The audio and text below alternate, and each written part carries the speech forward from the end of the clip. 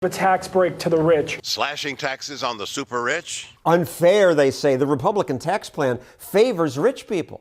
And that's especially wrong because the super rich greedily take so much that other Americans have less.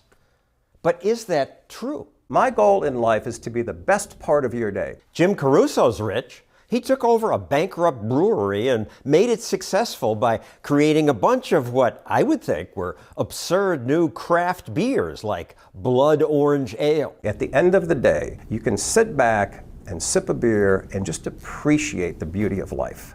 Caruso now employs 100 people. His company's worth more than $50 million. Thanks to Flying Dog Brewery, he's now richer than most. Millionaires and billionaires. People on the left say it's unfair. You will have unequal outcomes, and I would argue that it's possible we all benefit from that. For example, somebody decides that their pursuit of happiness means being a doctor. They spend 12 years in school, so I have an excellent doctor to serve me. Somebody else might want to be a world-class tattoo artist. These result in different outcomes for people. On average, the doctor will make more money than the tattoo artist, but some Americans are 1,000 times richer than others. The top 1% has earned 85% of all new income. The top fraction of earners has just about half the assets in this country. This ticks people off. They view it as evil. Think about it this way. Last year I saw that there were 1 billion Apple devices actively being used. And last month I saw that Apple was the first company to be worth $800 billion.